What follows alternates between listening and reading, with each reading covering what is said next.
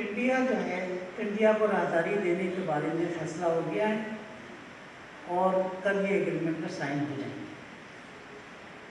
اب لیڈر جو تھا ڈیلیگیشن جو افغانستان کا، اور ہم ساتھ ساتھ بیٹھے تھے، اور وہ کہہ رہا تھا کہ جی مجھے لگتا ہے کوئی بات ہو گئی ہے، ورنہ میڈیا ایسی بات نہیں کہہ سکتا، کل ہم سائن کر دیں گے، انڈیا کو دے دیں گے۔ میں نے کہا دیکھتے جائیے، ٹی وی پہ خبر چلتی رہی۔ اس کے بعد ایگریمنٹ بھی سائن ہوا۔ اچھا، اب ایگریمنٹ سائن جب ہونے لگا تو میرے جو حمایت اللہ جو تھے لیڈر، انہوں نے کہا زیدی صاحب ہم کس لیے بیٹھے ہیں، ہمیں تو ابھی تک کہا نہیں گیا کس تقریب میں ہم نے جانا ہے، اور نہ ہی افغانستان کا جو لیڈر ڈیلیگیشن ہے اس کو کہا گیا ہے، تو ہم چلتے آرام کرتے ہیں، ہم نے اپنا کام ختم کر دیا، اب جو سیاست دانوں کو نمبر بنانے دو۔ وہ بہت غصے میں تھے، وہ ظاہر بات ہے جب 1.5 سال ہم نے محنت کی اور اس تقریب میں leader of the negotiation team کو نہیں بلایا گیا۔ خیر ہم باہر نکلے، میرے ڈرائیور نے کہا کہ سر پریزیڈنٹ ہاؤس جانا ہے، میں نے کہا نہیں گھر چلو۔ تو گھر آئے تو میرا بھی موڈ خراب تھا، تمام ٹیم کا موڈ خراب تھا کہ بھائی ایسی خبریں لگائی جا رہی ہیں میڈیا پر، جب کہ ایسا ہم نے کچھ نہیں کیا ہو۔ جب میں انٹر ہوا تو ٹی وی پر بریکنگ نیوز تھی کہ جناب راہداری انڈیا کو دے دی گئی، اور ساتھ ہی جو شاہد مسعود صاحب جو کہ ڈاکٹر بھی ہیں ماشاء اللہ، بڑے پڑھے لکھے ہیں، میڈیا کے سرکردہ ہیں، بڑے ان کا احترام لوگ کرتے ہیں، وہ کیا کہہ رہے تھے؟ وہ کہہ رہے تھے ناظرین سنیے آپ کے لیے بہت بری خبر ہے، جس بات کو ہم 2-3 دن سے کہہ رہے تھے وہ بات سچ ثابت ہو گئی۔ آج ابھی تھوڑی دیر پہلے افغانستان اور پاکستان کی حکومت نے ایگریمنٹ سائن کر دیا ہے، انڈیا کو راہداری دے دی گئی ہے، اور ایک یہ معاشی قتل ہوا ہے پاکستان کا، اور ہماری نسلیں جو ہیں بھٹکیں گی۔ اور آخر یہ کون لوگ ہیں جو نیگوسیشن کر رہے ہیں؟ کیا انہیں خدا کا خوف نہیں؟ وہ یہ غداری کیوں کر رہے ہیں؟ میں ٹی وی پہ سب کچھ دیکھتا رہا، تھوڑی دیر میں مجھے ٹیلی فون آنے شروع ہو گئے میری ٹیم کے کہ قوم نے ہمیں یہ صلہ دی ہے، جو 1.5 سال ہم نے محنت کی تھی، آج ہمیں میڈیا یہ کہہ رہا ہے۔ میرے پاس کوئی جواب نہیں تھا، میں خاموش رہا۔ اس کے بعد اگلے دن 19 تاریخ کے آپ اخبار اٹھا کے دیکھ لیں، 19 مئی 2010 کے ڈان کی پہلی نیوز تھی کہ انڈیا کو راہداری دے دی گئی۔ پاکستان ٹائم کی نیوز، پاکستان وہ جو بزنس ریکارڈر کی یہی نیوز تھی۔ کوئی اخبار نہیں تھا، میں ایک اخبار میں نے خاص طور پر دیکھا، پہلی خبر یہ دیکھی میں نے کہ جناب اس ایگریمنٹ سائن ہو گئے اور یہ سب کچھ ہو گیا۔ اگلے دن جب میں آفس گیا تو مجھے انہوں نے کہا، حمایت اللہ نے، زیدی صاحب یہ کیا تماشا ہے، یہ کیا ہو رہا ہے؟ اس میں مجھے میرے جو سیکرٹری تھے ظفر محمود، جو وابڈا چیئرمین بھی رہے اور بڑے ایماندار بڑے بولڈ سیکرٹری تھے، انہوں نے مجھے بلایا، حمایت اللہ کو بلایا اور کہا کہ یہ سب کیا ہے، کیا تماشا ہے؟ میں نے کہا جی اب آپ ایسا کیجئے کہ ایک پریس کانفرنس کیجئے، میڈیا کے سب لوگوں کو بلائیے، اور جو ایگریمنٹ سائن ہوا ہے، بلکہ ایگریمنٹ جو نہیں تھا ریکارڈ نوٹ تھے، کیونکہ ایگریمنٹ 80 پیجز کا تھا، تو وہ ٹائم نہیں تھا کہ ہم پورا کا پورا ایگریمنٹ سائن کرتے، تو ہم نے ریکارڈ نوٹ سائن کیے تھے۔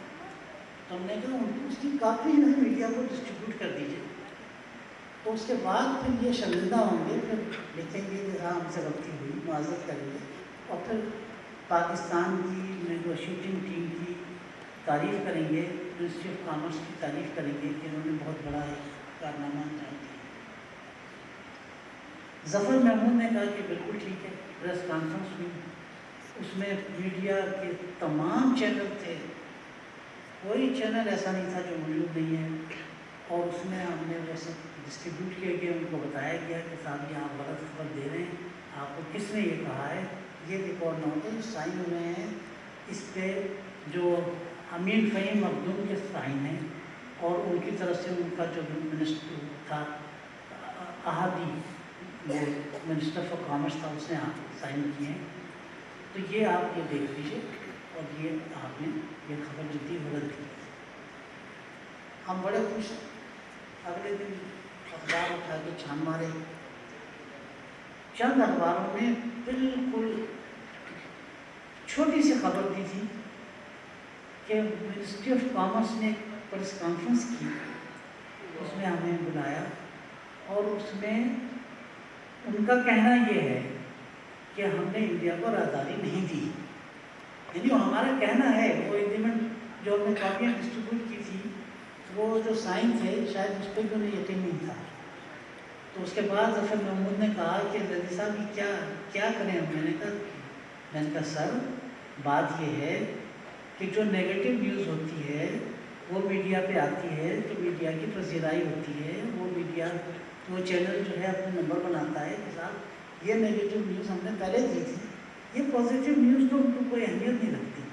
تو یہ کاش کہ ہمارا میڈیا، آج انڈیا کو کہا جاتا ہے شائننگ انڈیا، انڈیا میں کتنے لوگ سڑکوں پہ سو رہے ہیں، کتنے مرڈر ہوتے ہیں دہلی میں، کبھی پاکستان کے چینل نے یا ان کے چینل نے بتایا کہ جناب ہمارے ملک میں کیا ہو رہا ہے؟ کیا ہمارے کراچی میں اگر 2 مرڈر ہوتے ہیں تو وہ چاہے ذاتی بنیاد پہ ہوں، لیکن اس کو اتنا اچھالا جاتا ہے کہ وہ سمجھتے ہیں شاید یہاں پر ہوا گولی چل رہی سڑکوں میں۔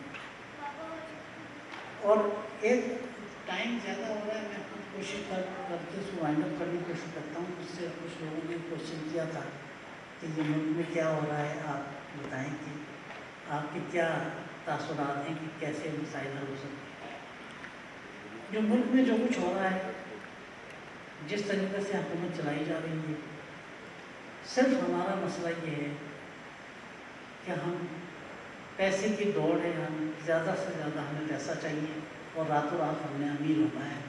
یہ اس پر چاہے وہ سیاستدان ہو، چاہے وہ بیوروکریٹ ہو، کوئی میں یہ نہیں کہتا کہ ہم سب لوگ بیوروکریٹ جو ہیں وہ کوئی بہت ایماندار ہیں یا بہت بے ایمان ہیں، لیکن میں ایک بات پہ میرا تجربہ ہے، میں فرم بلیو ہے، میں اور میں ہر کسی فورم پہ بھی کہنے کو تیار ہوں کہ کوئی بھی سیاستدان کرپشن نہیں کر سکتا جب تک کہ بیوروکریسی اس کا ساتھ نہ دے۔ میں جب نیپا ٹریننگ کر رہا تھا تو مجھے اسٹیل مل کے چیئرمین نے کہا کہ دیکھیے یہاں پر ایک چیئرمین آئے تھے اسٹیل مل کے، عثمان فاروقی، انہوں نے 1 سال میں 6 ارب کا نقصان پہنچایا اس ملک کو۔ میں نے کہا کہ انہوں نے نہیں پہنچایا، یہ جو آپ کے سامنے یہ بیٹھے ہیں، جو آپ کے ڈائریکٹر فائننس بیٹھے ہیں، اور یہ آپ کے فلاں ڈائریکٹر بیٹھے ہیں اور آپ کے فلاں ڈائریکٹر بیٹھے ہیں، انہوں نے پہنچایا نقصان۔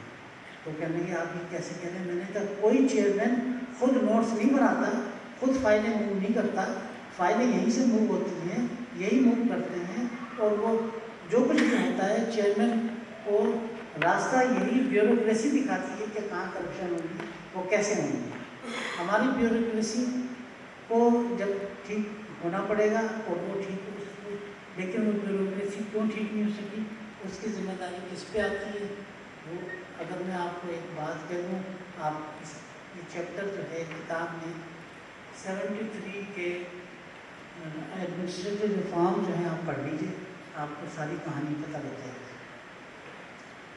بھٹو صاحب نے آتے کے ساتھ ہی سب سے پہلا کام یہ کیا، انہوں نے کہا کہ جو CSP آفیسر ہیں وہ میرے قابل نہیں آتے، کوئی ایسا طریقہ ہونا چاہیے کہ جو ایڈمنسٹریٹو ریفارم ایسے لائے جائیں کہ جو میں اس کیڈر کو ختم کر کے اس کے مقابلے پہ کوئی بہت بڑا اچھا کیڈر لاؤں۔ تو انہوں نے کہا جی وہ کیڈر کون سا کیڈر ہو سکتا ہے؟ تو ان کے جو سیکرٹری اسٹیبلشمنٹ ہیں انہوں نے کہا کہ جناب CSS میں تو جو آتے ہیں لوگ وہ گریجویٹ آتے ہیں۔ ایک اکانومسٹ گروپ ہے جس میں ماسٹرز ڈگری منیمم کوالیفکیشن ہے، آپ اس کو کیڈر کو اوپر لائیے اور وہ اس کیڈر میں وہ اس کے مقابلے پہ سی ایس پی کے لے کر آئیے، پھر سی ایس پی کا زور ٹوٹ جائے گا۔ لیکن دیکھیے بیوروکریسی جو ہے، سی ایس پی آفیسر میں سی ایس پی کیڈر کو ختم کرنے کے لیے وہ کیسے راضی ہو جاتے ہیں؟ انہوں نے پلاننگ کمیشن کو یہ کام سونپا گیا کہ یہ اکانومسٹ گروپ کا جو administrative ministry of planning commission ہوتی ہے اور ایک سی ایس پی آفیسر اس کا انچارج ہوگا۔ انہوں نے اس گروپ کو نہیں چلنے دیا، ایڈمنسٹریٹو فارم فیل ہو گئے، لیکن ایک چیز میں کامیاب ہو گئے کہ وہ انہوں نے جو سرکاری ملازمین کی جو پروٹیکشن تھی، جو کہ ایڈمنسٹریٹو اور آئینی پروٹیکشن تھی کہ آئین کے تحت کسی کو گورنمنٹ سرونٹ کو نکالا نہیں جا سکتا تھا، انہوں نے اس کو ختم کر دیا تاکہ سرکاری ملازم جو ہیں وہ سیاستدانوں کے رحم و کرم پہ ہوں، کبھی بھی کسی کو بھی سروس سے نکالا جا سکے۔ اس لیے بیوروکریسی جو تھی وہ تابع ہو گئی سیاستدانوں کے، اور انہوں نے سیاستدانوں نے کوشش یہ کی کہ جس طرح سے بھی وہ چاہیں بیوروکریسی کو استعمال کریں۔ ہاں، کئی بیوروکریٹ ایسے تھے سرپلے جنہوں نے کہا کہ نہیں، ہم کسی سیاستدان کا ساتھ نہیں دیں گے۔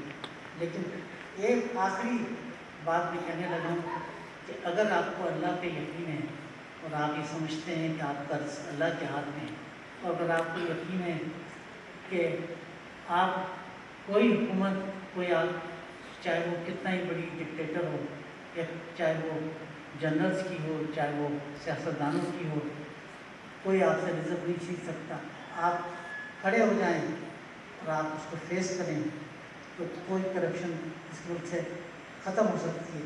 میرا اپنا پرسنل ایکسپیرینس یہ ہے کہ مجھے اللہ تعالیٰ نے عزت دی، میرے مقابلے پہ بہت سے مجھے مشکلات پیش آئیں، لیکن میں نے اس کا مقابلہ کیا۔ لیکن میں نے صرف یہ بھروسہ کیا کہ جو رزق ہے وہ اللہ کے ہاتھ میں ہے، بیوروکریٹ کے ہاتھ میں نہیں ہے، یا کسی سیاستدان کے ہاتھ میں نہیں ہے، یا کسی جنرل کے ہاتھ میں نہیں ہے۔ میں کتاب میں میرا ایک چیپٹر پڑھ لیجیے جو میں نے تلخ و شیریں واقعات کے نام سے لکھا ہے سیاستدانوں کے، اس میں آپ دیکھ لیجیے، جب تک اس ملک میں یہ نظام قائم رہے گا اور اسی نظام کے تحت الیکشن ہوتے رہیں گے، 2007 تک بھی آپ جمہوری حکومتیں چلاتے رہیں، کرپشن ختم نہیں ہو سکتی۔ ہمیں یہ نظام بدلنا ہوگا۔ ایک کرپٹ آئے گا، جائے گا، دوسرا کرپٹ آ جائے گا۔ پارلیمنٹری فارم آف گورنمنٹ فیل ہو چکی ہے اور یہ سب کو معلوم ہے۔ اس کے جان سے بوجھتے ہوئے وہ اس کو چلانے کی کوشش کرتے ہیں کہ کوئی بھی سیاستدان یہ نہیں چاہتا کہ جب میں حکومت میں آؤں تو میرے ہاتھ بدے ہوئے ہوں اور میں کرپشن نہ کر سکوں۔ کرپشن کا راستہ جاری رکھنے کے لیے پارلیمنٹری فارم آف گورنمنٹ چلایا جا رہا ہے۔ جب تک اس ملک میں پریزیڈنشل فارم آف گورنمنٹ نہیں آئے گی، اس ملک میں کبھی بھی کرپشن ختم نہیں ہو سکتی۔ اور کرپشن کی وجہ سے دہشت گردی ہے۔ اگر کرپشن ختم ہو جائے تو دہشت گردی بھی ختم ہو سکتی ہے۔ کہ میں آپ کو بتاؤں کہ جو سری لنکا کی ٹیم پر جو اٹیک ہوا تھا، جو ڈی سی او تھے یہاں کے سجاد بھٹا، وہ بعد میں پروموٹ ہو گئے، میرے ایڈیشنل سیکرٹری لگے۔ انہوں نے کہا کہ ہماری سی آئی ڈی نے، ہماری انٹیلیجنس نے ہمیں بتا دیا تھا کہ را کے ایجنٹ جو ہیں سرگرم ہیں اور سری لنکا کی کرکٹ ٹیم پر اٹیک ہوگا۔ تو انہوں نے تشہیر کی ایک راستے کی کہ اس راستے سے ٹیم جائے گی اسٹیڈیم، اور دوسرا راستہ بتایا کہ خفیہ طور پر اس راستے سے ہم لے جائیں گے ٹیم کو تاکہ یہ محفوظ رہے، اور تمام تشہیر انہوں نے کی۔ سب کچھ ہوا، لیکن عین وقت پر ٹیم اسی راستے سے گئی جس راستے کی تشہیر کی گئی تھی، اور اس پر اٹیک ہوا۔ جب سپریم کورٹ میں ان کو بلا کے پوچھا گیا کہ کیا ہوا، تو انہوں نے کہا کہ سر، ہمارے بیوروکریٹ یا ہماری ایجنسیز نے اطلاع دی تھی، صحیح دی تھی، لیکن یہ کیا کیا جائے کہ وہ را نے ان کو پیسے کھلا دیے اور وہ بک گئے. اب ان کے خلاف ایکشن ہوا، چاہے انہیں پھانسی دے دیں، انہیں جو مرضی کر دیں، ایکشن دے دیں، لیکن جو ہمارے ملک سے جو کرکٹ چلی گئی اتنے عرصے کے لیے اور اب کوئی آنے کو تیار نہیں. یہ صرف پیسے کی دوڑ ہے. یہ را کے ایجنٹ کو بھی وہ کھل کے کہتا ہے، را کا جو چیف ہے وہ کھل کے کہتا ہے کہ ہم بلوچستان میں یہ کر رہے ہیں، فلاں جگہ یہ کر رہے ہیں. کیا کسی کی ہمت ہے کہ بلوچستان میں کچھ کر سکے جب تک کہ وہاں کے لوکل اس میں شامل نہ ہوں یا را نے ان کو خریدا نہ ہو؟ تو اگر آپ بکنے لگیں، غدار ہو جائیں، اگر یہ ملک کے لوگ جو ہیں اگر ہم غدار ہو جائیں، ہم پیسے کی دوڑ میں شامل ہو جائیں تو یہ ملک کبھی نہیں سدھر سکتا. نہ ہمیں اللہ کا خوف ہے نہ قانون کا خوف ہے. تو پھر یہ ہم ہر چیز جو کچھ ہو رہی ہے اسے ہمیں برداشت کرنا پڑے گا. میں نے بہت ٹائم دیا، معذرت خواہ ہوں، لیکن جو کچھ میں نے کہنا تھا کہہ دیا. اور انشاءاللہ کسی بھی جگہ کسی بھی فورم پر میں جاؤں گا تو یہی باتیں دہراؤں گا، کیونکہ رزق جو ہے اللہ کے ہاتھ میں ہے. مجھے عزت ملی، میں ریٹائر ہو کے اب آرام سے اب میرا پروگرام ہے ایک کتاب میں اور لکھنے لگا ہوں. ترجمہ تو میں لکھوں گا ہی، ایک میری ایک کتاب اور میں لکھوں گا. میں بتاؤں گا، اس کا عنوان ہوگا کہ how projects fail. Planning commission کیوں ایسے پروجیکٹ کا قبرستان بنتا جا رہا ہے جو سیاسی حکومتیں شروع کرتی ہیں، بیچ میں چھوڑ دیا جاتا ہے اور نئی سیاسی حکومتیں آ کے دوسرا پروگرام شروع کر دیتی ہیں. اربوں خربوں ڈالر کا نقصان پہنچایا جا رہا ہے.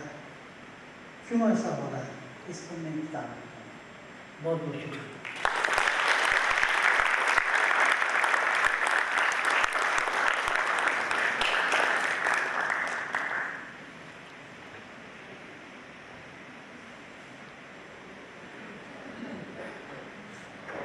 بہت بہت شکریہ سید ارتقاء نظری. اب میں چاہوں گا کہ اگر آڈینس میں کوئی سوال پوچھنا چاہے کتاب کے مسئلے سے تو پوچھ سکتا ہے. اپنا ہاتھ کھڑا کر کے آپ کو مائک پہنچا دیا جائے.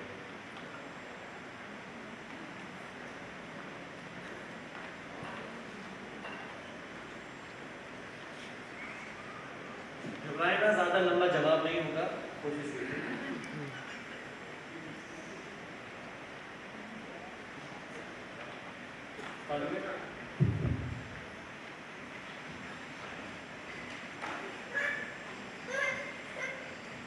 السلام علیکم زیدی صاحب. میں سوال پوچھنے کی ضرورت تو نہیں کر سکتا آپ سے، لیکن جو آپ کے ساتھ ایسوسیشن رہی فار مور دین 15 ایئرس، اس کو ایکنالج ضرور کرنا چاہوں گا کہ آپ نے آپ کے نام کی مشابہت سے ایک کتاب لکھی، تو جو ارتقاء آپ کو ملا وہی کتاب کو بھی ملے گا انشاءاللہ. آپ کے ساتھ national trade and transport facilitation committee میں بڑا اچھا وقت گزرا. جاوید منصور صاحب بھی یہاں بیٹھے ہیں، ایک بڑا سنہرا دور گزرا.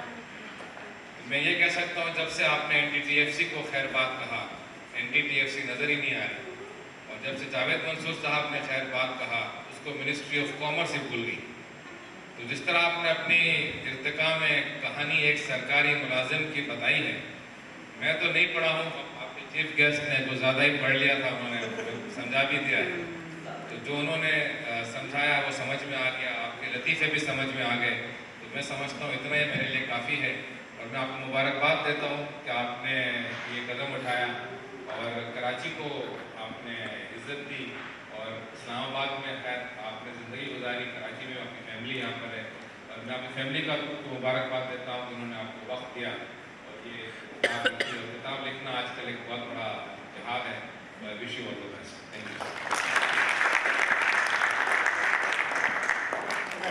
رشید جان محمد صاحب، میں بے حد مشکور ہوں جو ہم نے ٹائم گزارا آپ سے. شاید وہ میں تو آپ بہت محظوظ ہوں گے کہ جب اسلام سلیم اور ہم جنیوا میں تھے تو آپ کو شاید بات لمبی نہ ہو جائے، لیکن میں بتا رہا ہوں کہ ہم نے جس طریقے سے جنیوا میں कॉन्फ्रेंस अटेंड की और जिस तरीके से हमने एक ही आपके साथ मौका मिला, लेकिन NTTFC में जिस तरीके से आपने कंट्रीब्यूशन की और जिस तरह से एनकरेजमेंट की, तो वो वाकई मुझे ये आप जैसे दोस्तों की, आप जैसे कलीग की हौसला अफजाई हुई, जिसकी वजह से ये सारी कामयाबी जो मैं समझता हूँ कि मैंने हासिल की, वो आपके इंकरेजमेंट की वजह से।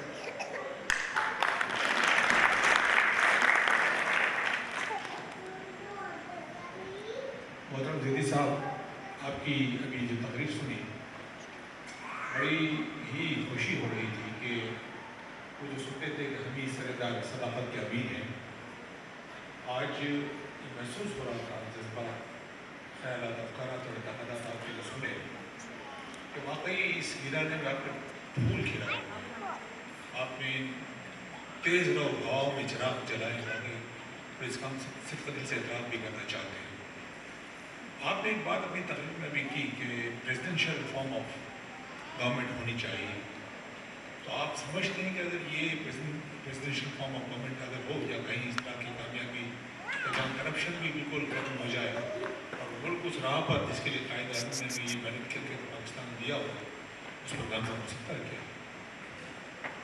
जी, आपने बहुत अच्छा सवाल किया। मुझे बड़ी खुशी है कि मैं चाहता था कि मैं इस चीज़ को एक्सप्लेन करूँ, लेकिन मैंने टाइम ज़्यादा लेना पसंद नहीं किया। अब आपने चूँकि क्वेश्चन किया है तो मुझे मौका मिला कि मैं एक्सप्लेन कर सकूँ। बात ये है कि पार्लियामेंट्री फॉर्म ऑफ गवर्नमेंट में जो असम्बली के मेंबरान जो हैं कैबिनेट के मेंबर बन सकते हैं, असम्बली से बाहर जो है आदमी कोई कैबिनेट का मेंबर नहीं बन सकता। तो असम्बली में जब लोग आते हैं तो ये सोच के आते हैं, पैसे लगाते हैं कि शायद हमारा चांस बन जाए कि हम मिनिस्टर बन जाए, तो करोड़ों रुपए, अब अगरचे कानून मौजूद है, अगरचे ये है इसमें कि इतने रुपए से ज़्यादा आप अपनी कंप्लेंट पे खर्च नहीं कर सकते, लेकिन उसको इम्प्लीमेंट कौन कराए? कानून तो है लेकिन कानून इम्प्लीमेंट नहीं, तो लोग अरबों रुपए लगाते हैं, करोड़ों की बात तो खत्म हो गई, तो लोग अरबों रुपए लगाते हैं और फिर अगर एक साल में लोग कोई 6 अरब रुपए कमा सकता है, तो ये तो 5 साल के लिए आते हैं, तो फिर पता नहीं कितना कमा सकते हैं, इसलिए सोच के आते हैं। और फिर हमारे पास बेशुमार मिसालें हैं कि ऐसा हुआ क्या, किस तरह से लोगों ने पैसे बनाए।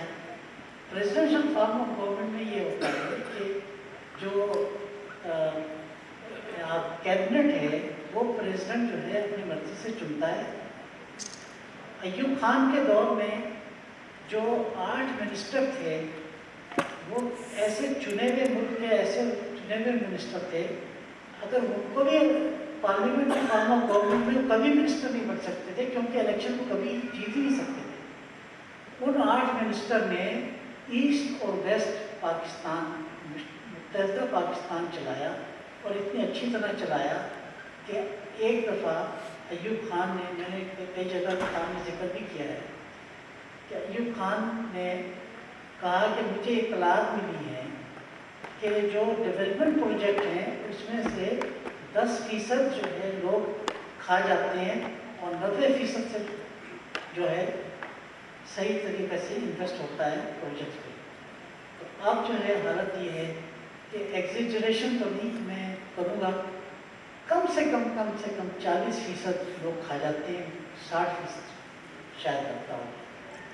तो वजह यह है कि उन्होंने जो असेंबली में जो लोग बैठे हैं वो उसको जो कैबिनेट है उस पर तनकीद करने का उनको हक होता है।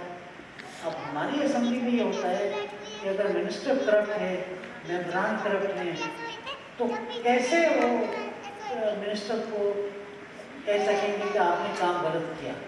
और वो अपोजिशन जो है वो बरानाम अपोजिशन होती है।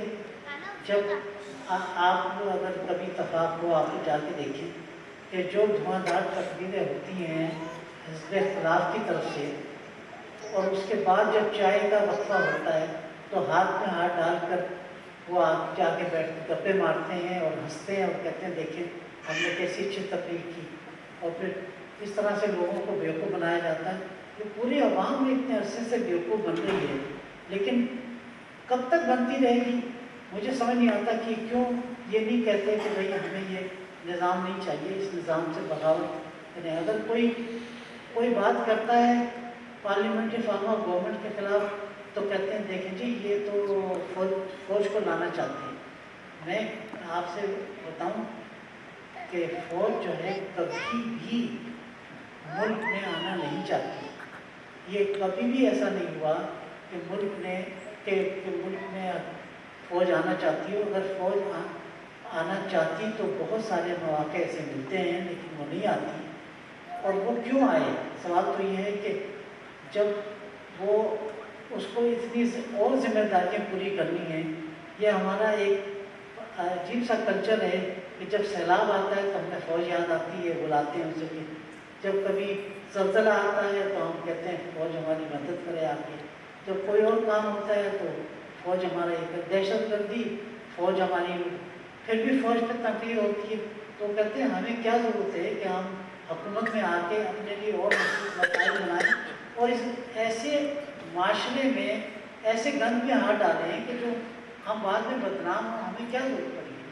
اور میں آپ کو ایک بات بتاؤں کہ میں بڑے بڑی ذمہ داری سے آپ سے کہہ رہا ہوں